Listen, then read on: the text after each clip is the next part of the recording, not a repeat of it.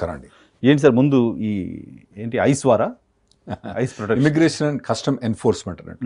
ఇంతకుముందు ఇమిగ్రేషన్ ఒకటే డిపార్ట్మెంట్ ఉండే, అంటే 2001 2004 మధ్యలో ఏం చేసినంటే దాన్ని డిఫరెంట్ 3 డిపార్ట్మెంట్స్ చేసినట్టు. ఒకటి కస్టమ్ బార్డర్ ప్రొటెక్షన్, యుఎస్సిఎస్ అంటే వాళ్ళు బెనిఫిట్ ఇచ్చేది అన్నట్టు. ఐస్ అంటే ఏమైనా కానీ పోలీస్ ఎన్ఫోర్స్మెంట్, ఎవరైనా తప్పు చేసి వాళ్ళని అరెస్ట్ చేయడం, కోర్టుకు తీసుకుపోయి డిపోర్ట్ చేయడం, అటువంటి ఇమిగ్రేషన్ అండ్ కస్టమ్ ఎన్ఫోర్స్మెంట్ అన్నట్టు. అయితే ఇప్పుడు మనం మొదటి నుంచి మనం డిస్కస్ ట్రంప్ యాంటీ ఇమిగ్రేషన్ కదా, మనకు తెలుసు కదా.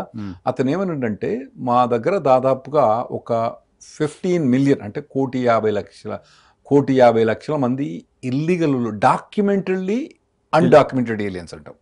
అంటే వీళ్ళు పాపులేషన్ సెన్సస్లో వాళ్ళు ఉన్నారు, వాళ్ళు డాక్యుమెంట్ చేసినారు, మేము ఇక్కడ ఉన్నాము, మేము ఇల్లీగల్గా ఉన్నాము అని చెప్పి వాళ్ళ దాంట్లో పాపులేషన్ సెన్సస్లో ఉన్నట్టు. అంటే 1,50,00,000 మంది ఉన్నారు.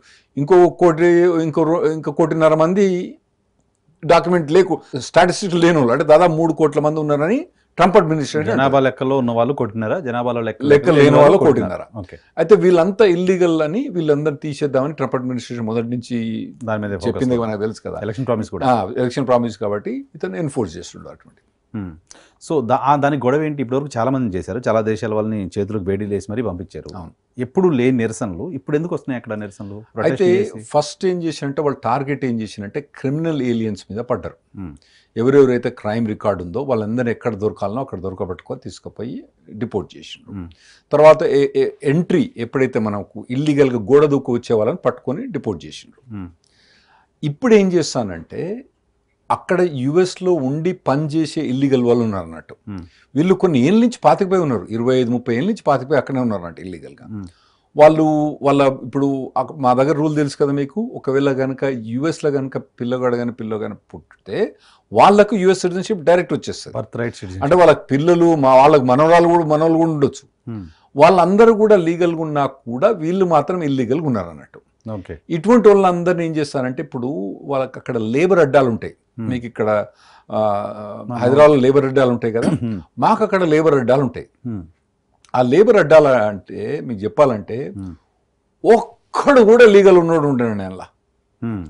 ఆడ ఒక 1000 మంది 500 మంది ఆడ లేబర్ అడ్డా మీద ఉంటే మీకు అమెరికా వర్కర్ అన్నోడు ఒక్కడు కూడా ఉండడు, అమెరికన్ సిటిజన్ అంటూ ఒకడు కూడా ఉండడు అక్కడ. అంత ఇల్లీగల్గా వచ్చిన వాళ్ళు అక్కడ ఉంటారు. అయితే నార్మల్గా హోమ్ డిపో పోతాం అనుకోండి, మనం కార్ తీసుకొని పోగానే కార్ మీద టకటకటకు వస్తున్నట్టు వచ్చి నన్ను తీసుకో.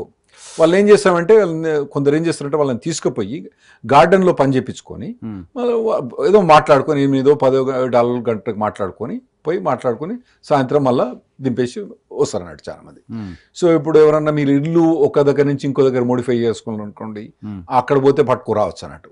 అట్లా చాలా మంది ఈ హోమ్ డిపోస్ కానీ కొన్ని అటువంటి వాటిలోకి లోవ్స్ కానీ ఇటువంటివన్నీ వాటి దగ్గర గుమ్మి కూడా ఉంటాయి అన్నట్టు, లేబర్ అడ్డా. ఆ లేబర్ అడ్డాలు ఉన్నాయి అన్నట్టు. వీళ్ళు ఏం చేశారంటే ఇప్పుడు లేబర్ అడ్డాల పోయి వాళ్ళందరినీ చేయడం మొదలుపెట్టారు. తర్వాత మొదలు ఇమిగ్రేషన్ కస్టమ్ ఎన్ఫోర్స్మెంట్ ఏమన్నదంటే ఫస్ట్ ఇల్లీగల్ క్రిమినల్ రికార్డ్స్ ఉన్న వాళ్ళు మీరు పోతాము, ఇక వర్క్ ఫోర్స్ ఎన్ఫోర్స్మెంట్ అంటే ఎక్కడైతే ఇల్లీగల్గా పనిచేసే ప్లేస్ ఉన్నాయో అక్కడ పెద్ద ఎన్ఫోర్స్మెంట్ ఇప్పుడు అంత ప్రయారిటీ కాదని చెప్పారు. కాకపోతే ఇప్పుడు ఏమైందంటే వీళ్ళకు హైరింగ్ ఎక్కువైపోయి ఈ క్రిమినల్ వాళ్ళందరినీ ఆల్రెడీ దొరికిన వాళ్ళందరినీ తీసుకుపోయి బొక్కలేసి పంపించేసినారు లేదా ప్రాసెస్లు ఉన్నారు. పెద్ద జైల్స్ కూడా ఎక్స్పాండ్ చేసినారు బాగా. ఇప్పుడు అన్నీ ఎక్స్పాండ్ అయినాయి కాబట్టి ఈ వర్క్ ఫోర్స్ అంటే వర్క్ దగ్గర పోయి కొన్ని ప్లేస్లు ఉంటాయండి, ఆడ చికెన్ ప్రాసెసింగ్ యూనిట్స్ ఉంటాయి అన్నట్టు. ఇప్పుడు చికెన్ మన పోల్ట్రీ ఫార్మ్స్ ఉంటాయి కదా, అందులో చాలా మంది ఇల్లీగల్ ఉంటారు. అట్లా కొన్ని ప్రాసెస్ వాటిలలో వాళ్ళు ఏం చేశారంటే ఇప్పుడు వాటి మీద రైడ్ చేయడం మొదలుపెట్టారు. ఎక్కడైతే ఇమిగ్రెంట్ ఇల్లీగల్ గా ఉండే ఛాన్స్ ఎక్కువ ఉంటుందో అక్కడ ఇల్లీగల్ రైడ్ చేసి ఎవరైతే ఎక్కువ ఉన్నారా సార్ అటువంటి వల్ల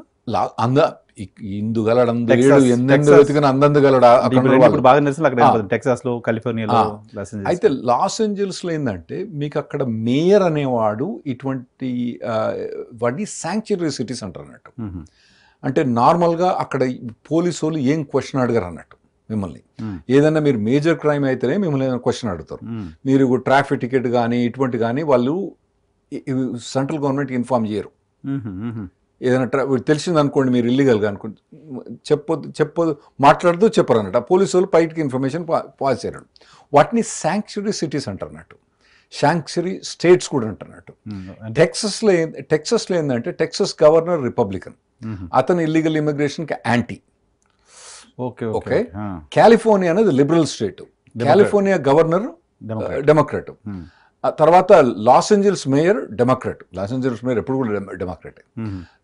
అయితే వీళ్ళందరూ కూడా శాంక్చురీ సిటీ అన్నట్టు అది అని వీళ్ళు ట్రంప్ అంటాడు అన్నట్టు. శాంక్చురీ సిటీస్ కాబట్టి అక్కడ పోలీస్ కోఆపరేషన్ కానీ స్టేట్ గవర్నమెంట్ కోఆపరేషన్ కానీ తక్కువ ఉంది అన్నట్టు. సో తక్కువ ఉంది. అందుకోసం అని ఎక్కడ ఏంటంటే అక్కడ బాగా ప్రొటెస్ట్ బాగా అవుతున్నాయి. ఇంకోటి న్యూయార్క్ సిటీ అనేది నెంబర్ 1 సిటీ, ఎల్ఏ అనేది నెంబర్ 2 సిటీ. న్యూయార్క్లో కూడా ప్రొటెస్ట్ అవుతున్నాయి, కానీ ఎంత వైలెంట్గా అయితే ఎల్ఏలు అవుతున్నాయో అంత వైలెంట్ కాదు. ఇంకోటి ఏంటంటే స్పానిష్ పాపులేషన్ అనేది ఎల్ఏ ఎక్కువ ఉంటుంది, లాస్ ఏంజల్స్ ఎక్కువ ఉంటుంది న్యూయార్క్ కన్నా. ఇప్పుడు వాళ్ళు కొందరు చేసే స్లోగన్స్ ఏంటంటే అది మరి మాకు కూడా కష్టం అనిపిస్తుంది. ఇది అక్కడ ఫైట్ చేసే వాళ్ళు మెక్సికన్ ఫ్లాగ్ తీసుకొస్తారు, ఫ్లాగ్స్ పెట్టుకొని చేస్తారు. అయితే ఒకప్పుడు టెక్సస్ కానివ్వండి, తర్వాత ఈ న్యూ మెక్సికో, అరిజోనా, కాలిఫోర్నియా ఇవన్నీ ఈ మెక్సికో కంట్రీ. ఒక చిన్న బార్డర్ మీద డిస్ప్యూట్ అయింది టెక్సస్లో అంటే కొంత పార్ట్ ఆఫ్ టెక్సస్. ఒక బార్డర్ డిస్ప్యూట్ అయ్యి ఆ బార్డర్ను వీళ్ళు మా అమెరికా బార్డర్ను వాళ్ళు ఆక్యుపై చేసినారు అని చెప్పి ఆక్యుపై చేసినారని అమెరికన్ ట్రూప్స్ ఏం చేసినారు, పోయి వాళ్ళని తరిమేసారు. తరిమేసేసినప్పుడు ఏం చేసినట్టే వీళ్ళు ఎట్లా వీక్ ఉన్నారు కదా అని కాలిఫోర్నియా ఇవన్నీ చేసుకున్నారు వీళ్ళు.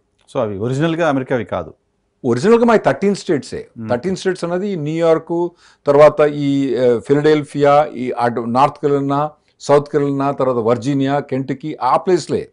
ఈ న్యూ ఆర్లైన్స్ కానివ్వండి, లూజియానా కానివ్వండి, టెక్సస్, మిసిసిపి రివర్ అని అనుకుంటుంది అన్నట్టు. ఆ రివర్ దాటితే లేవు, ఆ రివర్కు ఇటుపక్కే ఉన్నాయంటే, ఈస్ట్ సైడే ఉన్నాయంట, వెస్ట్ సైడ్ లేవు అన్నట్టు. సో ఆ ఒరిజినల్ 13 స్టేట్సే. ఇప్పుడు మాకు దాదాపు 50 స్టేట్స్ ఉన్నాయి కదా, అలా ఓన్లీ 13 స్టేట్సే మాకు ఒరిజినల్.